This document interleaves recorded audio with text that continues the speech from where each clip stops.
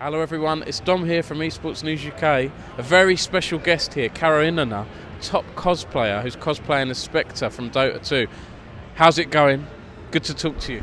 Oh, hi, nice talking to you. I am really tired, but I'm happy. How long did it take us to finally meet? Whole weekend? 3 days, I think. We got there in the end. I'm about to drive home, but we managed to get some time. Last minute chats, we did it, yes. How's it gone? I mean, it must be so busy for you. You're getting stopped a lot. People want pictures, all of that stuff. Yes, it is nice because you talk to people who love the game, love the characters you cosplay, so you can feel like the community you're within, and it's really nice. It is harder when I need to meet someone like you, for example, and everyone stops me. But it is what it is. It's as long as you're honest with people and you tell them, okay, we'll meet at this and that time. It's easy at that point, right? Tell me, why Spectre? Are you a Dota fan or are you a Dota player? So I started playing, I think, in 2011 with my brother, and I was never good, I will admit that. But I enjoyed it for the, spending time with my brother and my friends. And this is basically how I play the game. I am not nowhere near great. So my love, to prove I am still worthy, I make costumes for the characters I play. So Spectre was actually, I think, my third hero I tried to play. I fell in love with her, and then I found a design that is very colorful, very shiny, and this is something I like with making costumes. Like the most shiny things can be, this is me. I love LEDs, 3D printing, so the more challenging and bigger thing, that I will make that, yeah. Now, Karoinna, tell me, I'm a League fan, so I'm not super knowledgeable with Dota, but is Spectre a character that goes invisible, like Evelyn in League of Legends, or...? I think she can. There are patches, so I might now be hated by people. But I think she can definitely shadow step to you, or she can create like clones and then use one of the clones and swap places. And that's what I like, because that's my favorite skill actually. Usually when I play with my brother, he's like, I'm in trouble, jump now, and then I help him. I've got to ask you how you made it. Like how long? I know it's the cliched question. How long did it take, and the resources and all of that? I was working on a couple of costumes at the same time, but roughly it's 1.5 months, 16 hours a day. The techniques I've used, this is 3D printing. I 3D modeled it, 3D printed it, and then assembled. Had to scan my face with my phone to have a 3D image of myself. So that was the 3D bit. This is foam and leather material actually. Foam and then just the dress with it won't be probably visible here, but I also have shiny LED fabric. That's incredible. There's lights and going through there, loads of different colours. Like, yeah, it's amazing, isn't it?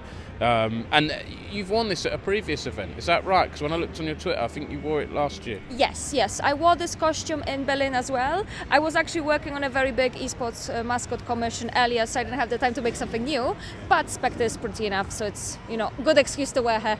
And you were on stage, the picture I'll use for my article on you is amazing, the lighting and everything. So you did the cosplay showcase yesterday.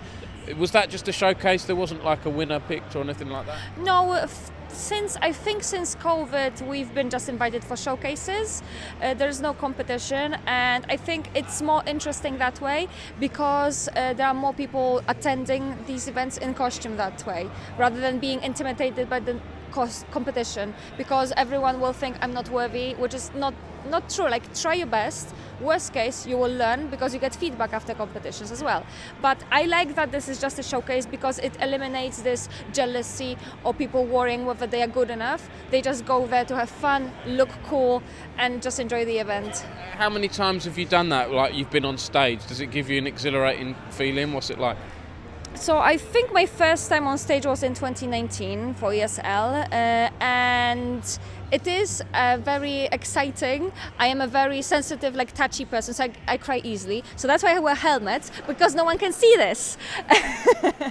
And it's always a good excuse to be blind, because then people will make sure you won't die on that stage. Because those steps, man, they are crazy. They are crazy. That's half the battle, right? You said to me you've got 2 helpers a few helpers here with you today, just to make sure, it's hard to make you got to take off the mask correctly and all of that stuff. Yes, it is. With this costume, I really need to trust people, because I need them to lead me everywhere, carry my stuff, help me with putting things on, give me drinks. It is a demanding costume, yes. And we're at ESL One Birmingham here, but speaking of esports in the UK, you recently cosplayed as this amazing Into the Breach night mascot at Insomnia recently. Could you tell us a bit about that as well, what that was like? Well, it was my first very big commission for Esports World, which made me really happy, because this is because this is the branch I enjoy the most, gaming, esports, that's my thing. And when they approached me, I was super excited, but they actually wanted it to be a male model, so it's not me, it's my husband wearing it. I was the maker and his helper, but ultimately he was just there like a doll for me. I just put things on. He had to walk around, but he was like, you place me, you make sure it's the way you want it to be. So I really enjoyed that, because it was nice to work with my husband on something related to my business and see him have fun, because obviously cool costume for him, amazing excuse to wear something different. And he actually was required to have certain height, so to make sure he does that, we bought him insets. So he had like 7-inch insets in his heels, and I was worried because he doesn't do it professionally. You don't know how people will react. He was perfect. Honestly, I'm really proud of him. Do you do cosplaying full time, or would you like to? I am a full-time cosplayer. I do it professionally, yes, since 2020. Yeah, but COVID started. I started when COVID started, so really I'm like coming to the scene properly now, because you can meet people now. But officially it was 2020, yes. Oh, that's brilliant. So are you here, with ESL? Or have you come as a hobby? Yes, so here we were invited to come. If you sign up for Cosplay Showcase, they invite you. You need to go through, like a few checks, and they invite you, and yes, I was one of those. Tell us a bit about your background as well. How did you get into cosplay, and maybe where you're from, where you grew up? So I'm from Poland. And since childhood I always liked dressing up and creating art. So initially I started hoping maybe I'll be an artist, and because I'm a gamer I would draw elves or like fantasy characters. But one day I thought it would be cool to become one, and I remember my brother showing me like a Polish gaming magazine saying, look, people are actually becoming these things. I was like, oh yes, I'm doing that. It wasn't quite clever on my part, because I decided to make my first cosplay when I started my A-levels, like 2 weeks before. So my parents were a bit worried. That's fair, because I should be probably revising, but I think in the end it paid off, because now I do it full time and I'm having all the fun while making all the mess that my husband hates me for. He actually says that I expand like mold, because I'm everywhere. My stuff is everywhere. He said, I put you in the smallest room because you said you don't need that much space, and now you've taken over my office, the kitchen, our bedroom, everywhere. Yeah. Amazing, I love that. And you mentioned you like Dota. Do you play other games? Do you cosplay in other titles as well? For esports, I mostly cosplay from Dota and Overwatch, but there are other games that I am planning, in works already. This is from Valorant and League of Legends.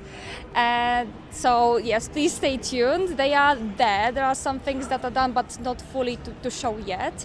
Hoping to at least finish one this year, so fingers crossed. I do really, if design is interesting or the character is interesting, I go for that. I also do commissions, so my work is quite varied. It really depends what I'm doing at the time. You mentioned we had a technical glitch where we lost a couple of minutes of the interview. You mentioned as well you played other games. You've cosplayed as FemShep in Mass Effect, started off playing Sims, so it sounds like you've been a gamer most of your life as well. Yes, I think obviously when I started gaming through my brother, I was like maybe 3 and both of us didn't speak English, so it was more like clicking buttons and learning how to do stuff than sticking to guys because we didn't again understand English. So quite interestingly, now I would come back to my childhood games and play them understanding English, and while I loved these games as a kid for the art style or for the whatever it was doing, it looked cool. Now I admire them for the jokes, for the language, for everything, like the whole thing. It's really nice. Amazing. And is there anything else you'd like to add? You mentioned as well the carrying that can be difficult. Yes, my costumes, I like bulky costumes. That's a bit of a problem of mine because I use public transport to transport these. So it's always a bit scary if they will survive that, or if I get them confiscated, of course, because they don't look like a normal thing.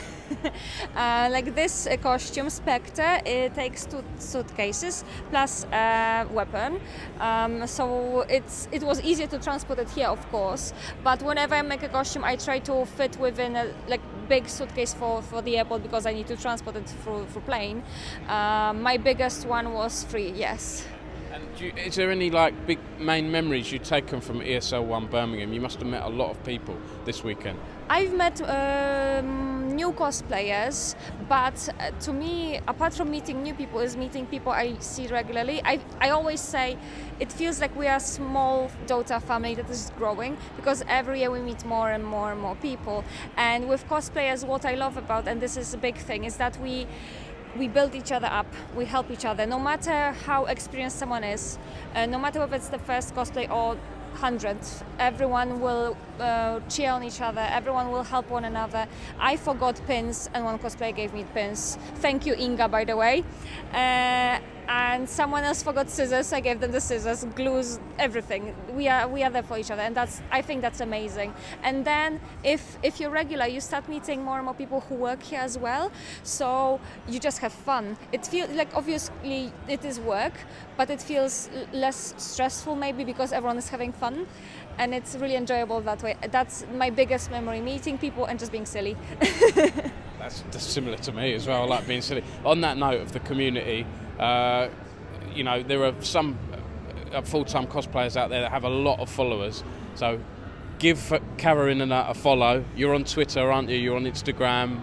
Have I missed anything? Instagram, Facebook, TikTok, YouTube, everywhere. Basically, yes, Karoinna is there. Just find me, I will be there. Thanks so much for the interview. Thank you so and much. Good luck. We got to do this. I'm glad as well. Thanks everyone for watching, and see you soon. Let us welcome to the stage, Karoinna as your Spectre! This one we saw briefly at Berlin. I died to her, actually. But she's got a weapon this time, every single time in all the LEDs and the little hula hooping animation. Yeah. Spent committing to it. Spent 1.5 months on the 16 hours a day. Making this cosplay. Wow. And apparently your sewing machine broke 10 hours before she went to leave. Spectre, Wonderful. The first time anyone's ever wanted to be tethered to T-Governor here live on the stage. Let's hope she doesn't hop the way. This is what we need to make Spectre relevant, because she has been uncontested in Birmingham, but right now I'm seeing that she is a top pick